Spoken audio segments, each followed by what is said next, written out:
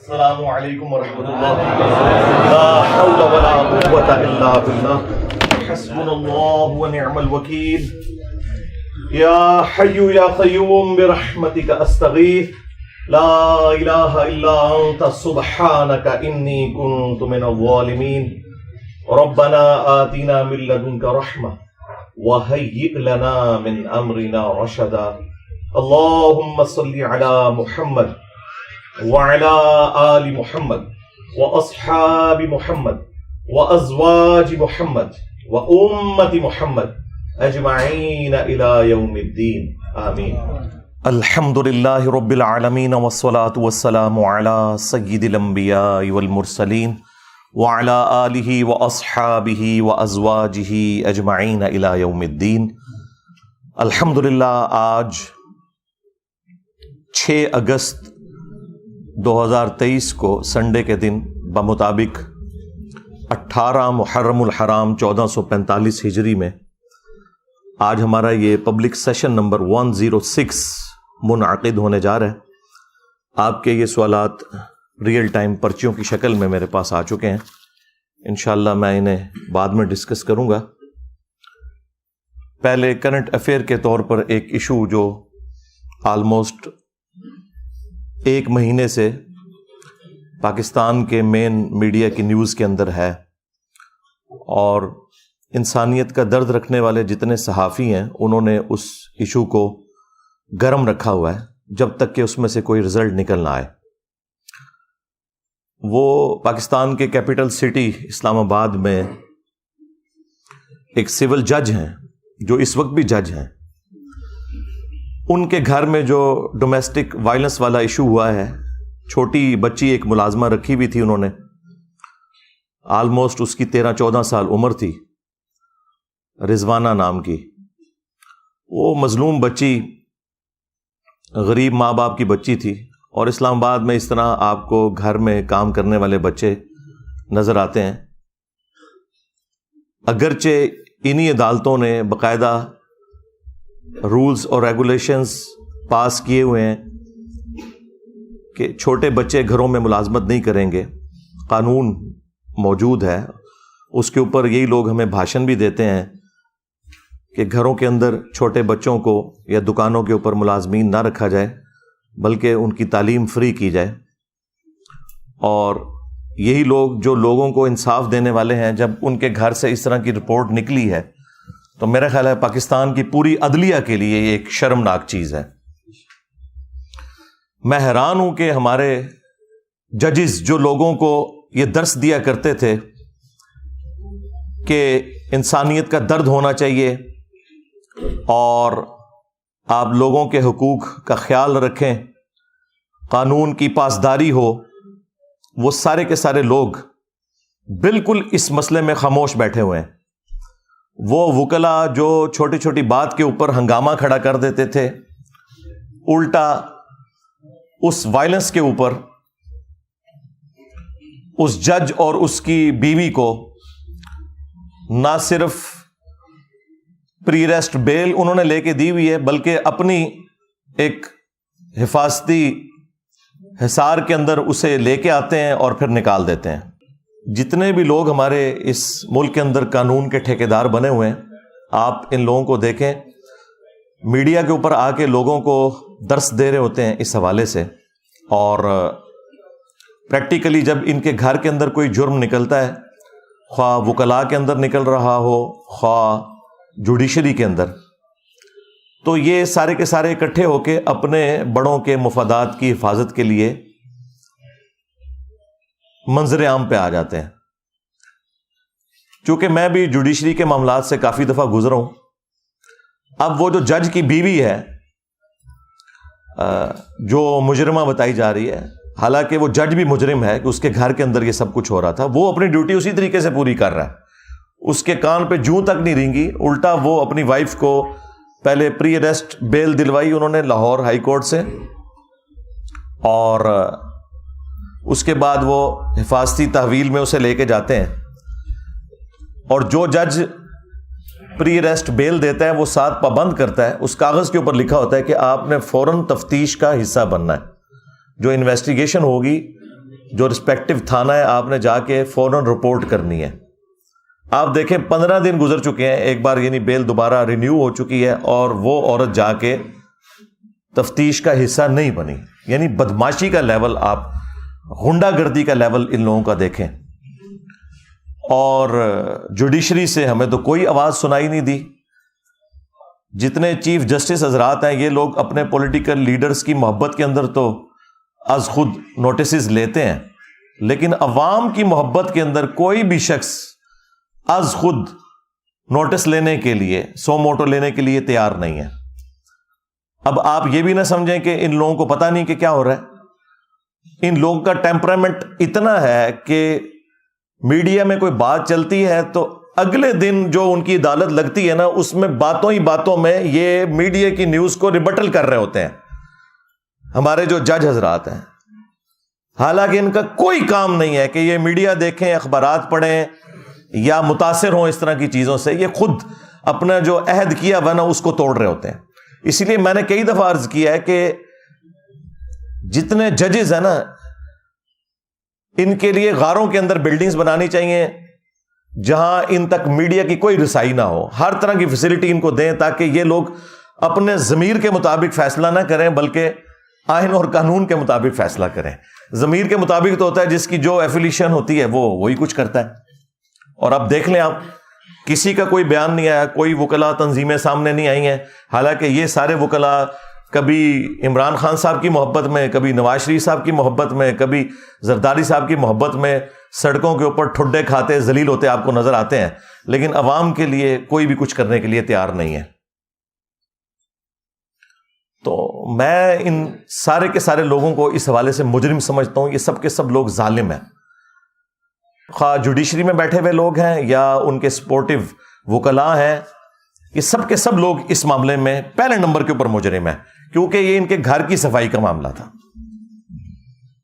اتنا بڑا ظلم ہوا ہے اور روزانہ خبر بھی چل رہی ہے. وہ بچی زندگی موت کی کشمکش میں ہے, وہ بڑی مشکل سے ریکوری کی طرف جا رہی ہے, ابھی بھی کوئی چانسز نہیں ہے. اور آپ دیکھیں ظلم کی انتہا, اس کی ہڈی پسلی انہوں نے توڑی اور وہ اس کو بینڈیج بھی نہیں کروایا. وہ بیچاری کی ہڈیاں ٹیڑھی جڑ گئی ہیں.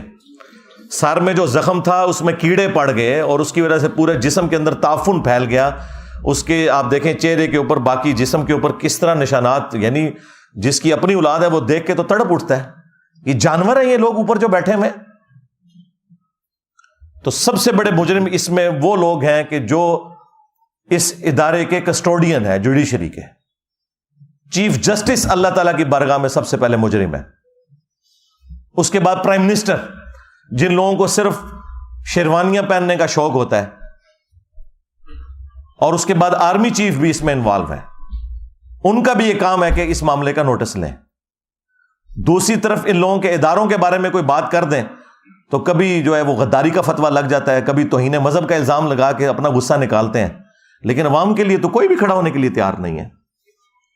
اسی لیے دیکھیں قرآن پاک میں اللہ تعالیٰ نے فرمایا لعنت اللہ علی الظالمین, ظالموں پر اللہ کی لعنت ہے. لعنت کا مطلب آپ کو پتہ ہے کیا؟ اللہ کی رحمت سے دور. جب آپ کسی کے اوپر لعنت بھیجتے ہیں تو اس کا مطلب یہ ہے کہ وہ شخص اللہ کی رحمت سے دور ہے. پھر اللہ تعالیٰ نے قرآن حکیم میں یہاں تک فرمایا ہے کہ تم نے عدل و انصاف کے لیے کھڑے ہونا ہے, خواہ تمہیں اپنے خلاف گواہی دینی پڑ جائے, اپنے قریبی رشتہ داروں کے خلاف گواہی دینی پڑ جائے, تم نے انصاف کے لیے کھڑے ہونا ہے. یہ مسلمان کی پہچان ہے. بخاری اور مسلم دونوں کے اندر حدیث موجود ہے, تم میں سے ہر شخص نگہبان ہے اور اس سے اس کی رعیت کے بارے میں پوچھا جائے گا. پھر نبی علیہ السلام نے اسے کھولا کہ حکمران اپنی رعایا کے اوپر نگہبان ہے, اگر اس نے انصاف نہ کیا تو اس سے پوچھا جائے گا. ایک خاوند اپنی بیوی اور بچوں کے اوپر نگہبان ہے, ایک عورت اپنے خاوند کے مال اور اس کے بچوں کے اوپر نگہبان ہے. بخاری اور مسلم میں ایک اور حدیث ہے کہ بدترین گڈریا وہ ہے, جس طرح گڈریا ہوتا ہے نا بھیڑوں کو سنبھالنے کے لیے, بدترین گڈریا وہ ہے جو کسی قوم کا حکمران ہو, اگر اس نے انصاف نہ کیا تو وہ جنت کی خوشبو بھی نہیں پائے گا. جی, ان لوگوں کو صرف فیسلٹیز اویل کرنے کا شوق ہوتا ہے. انہیں یہ پتا نہیں ہے کہ یہ جتنی بڑی پوسٹوں پہ بیٹھنے والے لوگ ہیں, انہوں نے اپنے اوپر جہنم واجب کروا لی ہوئی ہے. اگر یہ گمنامی کی زندگی مر جاتے ہیں نا کسی فٹ پاتھ کے اوپر, تو شاید ان کے کو بچنے کے چانسز تھے. جو لیڈرشپ کے اوپر بیٹھا ہوا ہے اور اگر وہ انصاف نہیں کر رہا اور اس کے نیچے لوگوں کے اوپر ظلم ہو رہا ہے, تو اس نے اپنے اوپر جہنم پکی کروا لی ہے. ہاں اگر انصاف کرتا ہے تو وہ بخاری مسلم میں حدیث ہے کہ 7 لوگوں کو اللہ کے عرش کا سایہ نصیب ہوگا قیامت کے دن, جب کوئی اور سایہ نہیں ہوگا. ان میں سے پہلے نمبر پہ وہ شخص ہے جو عادل حکمران ہے. وہ پھر فضیلت اپنی جگہ ہے, لیکن یہ فضائل تبھی حاصل ہوں گے جب اپنے معاملات کو آپ صحیح طریقے سے لے کے چلیں گے. اور اس میں آپ صرف بڑوں کو, حکمرانوں کو سنگل آؤٹ نہ کریں, ہر مسلمان کے لیے ہے. صحیح بخاری اور صحیح مسلم کے اندر حدیث موجود ہے, مسلمان وہ ہے کہ جس کے ہاتھ اور زبان سے دوسرے مسلمان محفوظ رہیں. ایک اور حدیث ہے بخاری اور مسلم میں, تم میں سے کوئی شخص اس وقت تک مؤمن ہی نہیں ہو سکتا جب تک کہ اپنے بھائی کے لیے بھی وہی چیز پسند نہ کرے جو اپنے لیے کرتا ہے. کیا یہ لوگ پسند کریں گے کہ ان کے بچوں کے ساتھ یہ ہو رہا ہو؟ جو دوسروں کے بچوں کے ساتھ یہ کرتے ہیں, یہ کرتے ہوئے دیکھتے ہیں اور گونگے شیطان بنے رہتے ہیں. ہمارا دین تو ہمیں یہ سکھاتا تھا کہ بخاری اور مسلم دونوں میں حدیث ہے کہ مسلمان ایک جسم کی مانند ہے. جسم کے کسی حصے میں تکلیف ہوتی ہے تو پورا جسم اس تکلیف کو محسوس کرتا ہے. نبی الاسلام نے یعنی اس میں فرمایا کہ باہمی اخوت, محبت اور بھائی چارے میں ایک جسم کی مانند ہے. اور مسلم میں تو یہاں تک الفاظ ہیں کہ اگر آنکھ میں تکلیف ہوتی ہے تو پورا جسم اس تکلیف کو محسوس کر کے رات جاگ کے کاٹتا ہے. یہ حالت ہونی چاہیے ایک مسلمان کی. اور یہاں مسلمان کیا کر رہے ہیں؟ اسی لیے صحیح بخاری میں حدیث ہے, جس نے کسی بندے کے ساتھ کوئی لین دین کا معاملہ کسی بھی اعتبار سے حقوق العباد کا کرنا ہے وہ دنیا میں کر لے, کیونکہ آخرت میں پھر نیکیاں دینی پڑیں گی. ہاں, اور اس کو سپورٹو وہ جو مسلم کی حدیث ہے وہ اتنی رکت انگیز حدیث ہے, میں جتنی دفعہ اسے بیان کرتا ہوں کانپ اٹھتا ہوں. صحیح مسلم کے اندر یہ حدیث موجود ہے. اللہ کے محبوب صلی اللہ علیہ وآلہ وسلم نے اپنے صحابہ کرام سے پوچھا, جانتے ہو مفلس کون ہے؟ تو صحابہ کرام نے کہا کہ ہم تو مفلس اور غریب اسی کو سمجھتے ہیں جس کے پاس دنیا کا کوئی مال و متاع نہ ہو, درہم اور دینار نہ ہو, کوئی دولت نہ ہو. تو آپ صلی اللہ علیہ وآلہ وسلم نے فرمایا کہ میری امت کا مفلس وہ ہے کہ جو قیامت والے دن اس حال میں آیا کہ اس کے نامہ اعمال میں پہاڑوں کے برابر نماز, روزہ, حج, زکوٰۃ کی نیکیاں ہوں گی. یعنی یہ سارے مذہبی قسم کے لوگ, لیکن اس حال میں آیا کہ دنیا میں کسی کو گالی دی, کسی کو مارا پیٹا, کسی کا خون بہایا, کسی کو ذہنی ٹینشن دی. وہ سارے کے سارے حقوق العباد کے معاملات نبی الاسلام نے گنوائے. فرمایا کہ سب کے سب لوگ پھر قیامت والے دن اللہ کے حضور انصاف کے لیے جب حاضر ہوں گے تو اللہ تعالیٰ ان سے کہے گا کہ آج تو اس کے پاس کچھ نہیں ہے, اس کی نیکیوں میں سے لے کے جاؤ. جس قدر اس نے دنیا میں تکلیف دی تھی نا, اس اعتبار سے اس کی نیکیاں لو. حتیٰ کہ اللہ کے محبوب صلی اللہ علیہ وآلہ وسلم فرماتے ہیں کہ اس کا نامہ اعمال خالی ہو جائے گا. ہاں جی, نماز, روزہ, حج, زکوٰۃ جس کے اوپر یہ لوگ اتراتے ہیں, حرام خوریاں کرتے ہیں, ملاوٹ والا مال بیچتے ہیں, اور رمضان شریف میں خانہ کعبہ شریف کے صحن میں مسجد نبوی کے اندر اعتکاف کی پہلی بکنگ کروائی ہوئی ہوتی ہے. لعنت ہے تمہارے روزوں اور نمازوں کے اوپر اگر تم حرام خوریاں کر رہے ہو, تو دھوکہ دے رہے ہو. پھر نبی علیہ السلام فرماتے ہیں کہ اس کی نیکیاں خالی ہو جائیں گی. ابھی بھی کچھ لوگ باقی ہوں گے جنہوں نے بدلہ لینا ہوگا, تو اللہ تعالیٰ فرمائے گا اب تو یہ ختم ہو گیا, اب اس طرح کرو کہ تمہارے گناہ اس کے نامہ اعمال میں ڈالے جائیں گے. سرکار یہ صحیح مسلم شریف ہے, مولانا شریف نہیں ہے. اور پھر اسے اوندھا منہ کر کے جہنم میں پھینک دیا جائے گا. وَلِعَوْذُ بِاللَّهِ تَعَالَى اللہم اجرنا من النار, آمین. تو یہ اسلام کی تعلیمات صرف ہماری کتابوں میں لکھی رہ گئیں، پریکٹیکلی نہ ہمیں بتانے والوں نے عمل کیا اور نہ وہ پبلک جو عشق رسول کے نعرے لگانے والی تھی اس نے عمل کیا۔ ہاں، آپ نے پریکٹیکلی انسانیت کی قدر دیکھنی ہے تو ان ملکوں میں دیکھیں جنہیں آپ کافر ملک کہتے ہیں، وہاں تو جانوروں کی بھی قدر ہے۔ جنت پھر بھی تسی جانا ہے، پتہ لگ جائے گا کتنے جاندے ہو تسی۔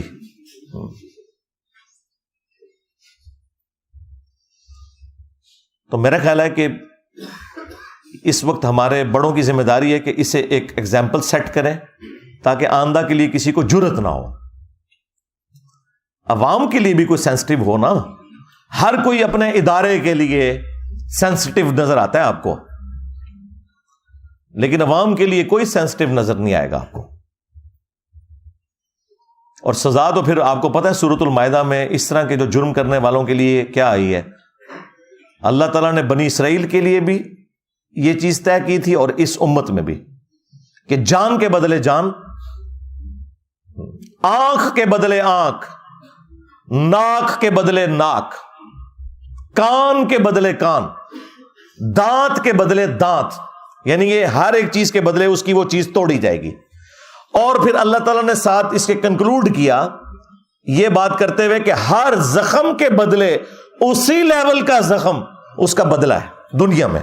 ہاں، یعنی اب جتنی ہڈی پسلیاں اس بچی رضوانہ کی توڑی گئی ہیں نا، وہ ساری ہڈیاں ان دونوں میاں بیوی کی ٹوٹنی چاہیے، وہ جو جج صاحب ہیں اور ان کی جو بیوی ہے، اور وہ سارے زخم لگنے چاہیے۔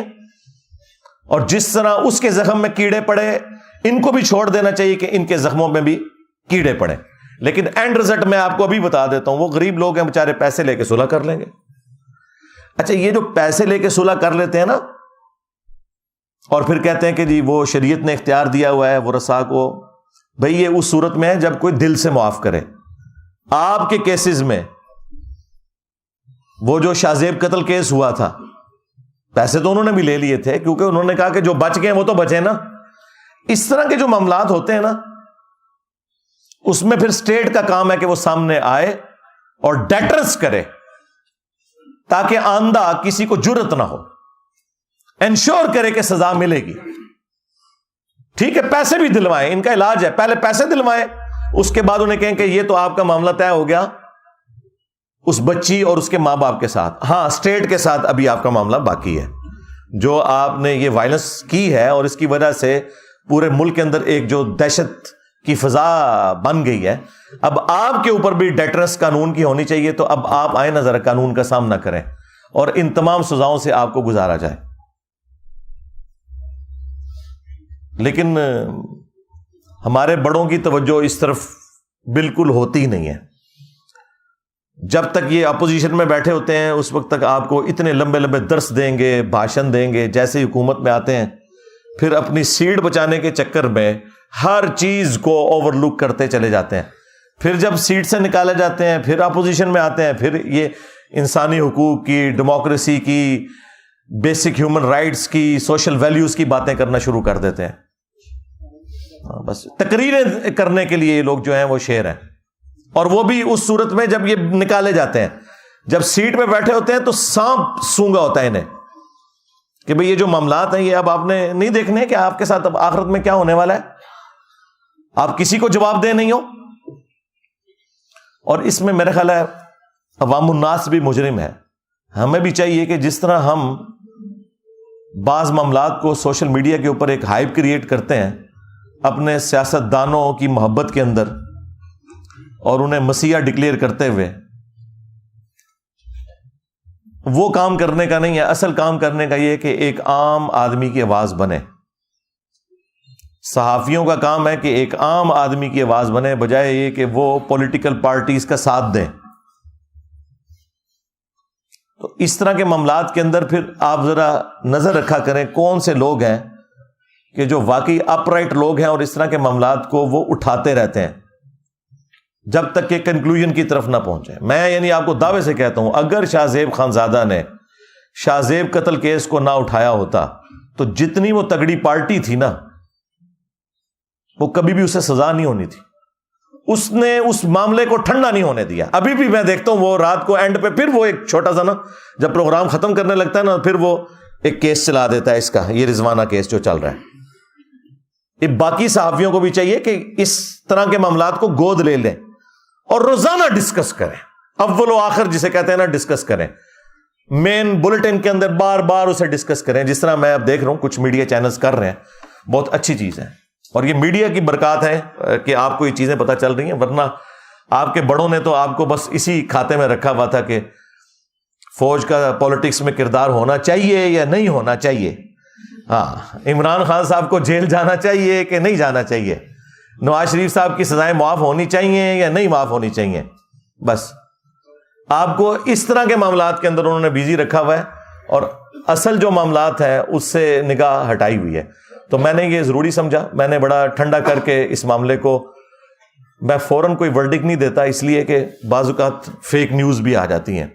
ابھی بھی کچھ نیوز ایسی ہیں جو مارکیٹ میں چل رہی ہیں, لیکن میں ان کے اوپر اس لیے بات نہیں کر رہا کہ جب تک وہ معاملات کلیئر ہو کے سامنے نہیں آتے نا اس وقت تک کوئی ورڈکٹ اختیار کرنا وہ پھر خام خواہ ایک غلط چیز کو فیم دینے والی بات ہوتی ہے.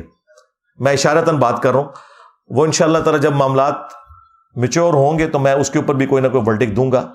بہرحال اس معاملے کے اوپر تو اب گورنمنٹ کا کام ہے کہ یہ سزا والا معاملہ کرے, اور دوسری طرف ان کے جب اپنے گھروں کے مسئلے آتے ہیں تو آپ دیکھیں گے فوراً ججوں کو بھی فارغ کر دیتے ہیں, پولیس آفیسرز بھی سسپینڈ ہو جاتے ہیں, کورٹ مارشل بھی ہو جاتے ہیں.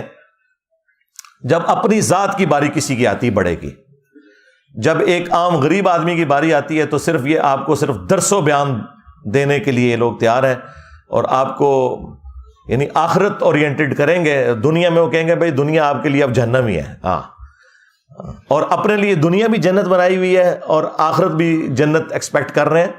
یہ تو جب مریں گے تو لگ پتہ جائے گا. وَلِعَوْذُ بِاللَّهِ تَعَالَى صلوا علی محمد وآل محمد اللہم صلی علی محمد وعلی آل محمد واصحاب محمد وازواج محمد وامت محمد اجمعین الی یوم الدین آمین.